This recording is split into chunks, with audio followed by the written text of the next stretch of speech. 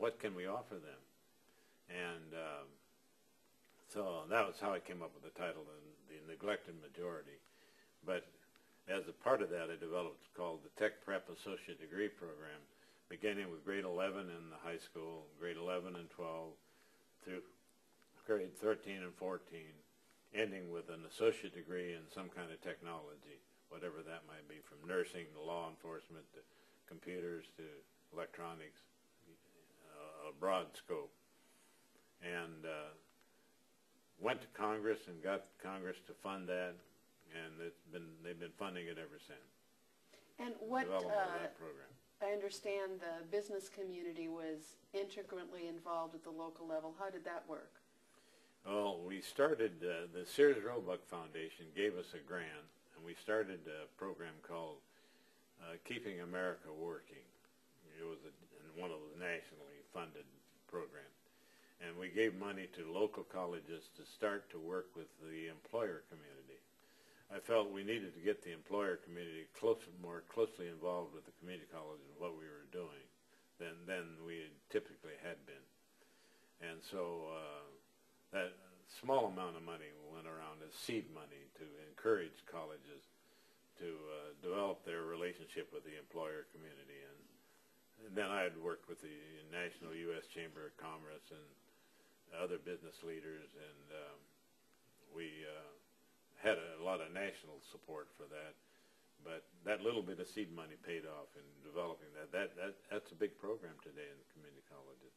And then you had the opportunity, after retiring from the president of AACC, to come back and be commissioner. How was that experience? Well, I had not anticipated doing that. I really came back with the idea of starting a community college leadership program at Oregon State University, a doctoral program because I became concerned that we were losing, so many people were retiring, and we were losing the leadership of that first round of leaders. Norma Paulus was the state school superintendent at the time, and she called me one day and said, "You can't sit around here retired. You got to come and help us," because they had an opening for the commissioner of community colleges. And she said, "Why don't you come in and do that for a while?" Well, I did do that for a while, but after a year of that, I said, that isn't really why I came here. And the president of Oregon State University had talked to me and said, "We got to start a program here." So I went to Oregon State and did that for 6 years after that. Now, what was your doctorate in that you got from the University of Oregon? Well, it was education and political science. My dissertation was a political science dissertation, and it had to do with voting in Oregon school districts, and who voted and why they voted and how they voted and how you motivate those voters and so forth. Interesting. How do you think community colleges have changed since you founded Lane Community College? I think they're much better today, much broader. All of them are comprehensive, for one thing. But the only worry I have about the contemporary community college is that I think the leadership of the community college don't work as hard on the mission statement and helping people understand the mission of the community. The universities have done such a great job of convincing the American public that everybody ought to go to the university that community colleges haven't done nearly as good a job in the sense of helping people understand why the mission of the community college is so important and who the community colleges serve, how they serve. I use the example, if you have an accident on the freeway, the first person that will get to you will probably be a policeman who might be an associate degree policeman from a law enforcement program. The next person might be a paramedic who was from a community college with an associate degree. If you went to the hospital, the nurse would probably be an associate degree nurse, the first person you met. The first time you'd meet a university graduate would probably be a doctor who would see you for 5 minutes. Even the insurance adjuster would probably be an associate degree person. People don't realize that the people that keep this country working are generally now starting their life in a community college somewhere. And we have to help the public understand that. Any other advice you'd give to community college leaders today? Oh, I think one of the biggest problems is in that first round of being a president, we were pretty hard chargers.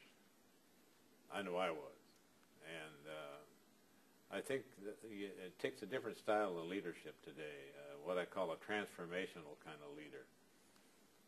You always have to measure a leader by the environment within which they are working. And the environment that I was working in starting community colleges, and even in my presidency in California schools, a hard charger could get by. You could do things and people could go along with you.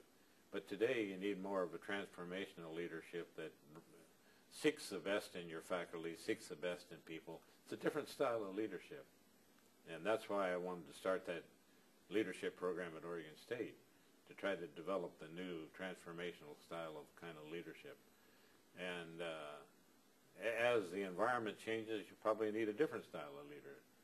But at the moment, I think you need the kind of leader that works hard with, on almost a personal basis, with faculty and board, in a much more,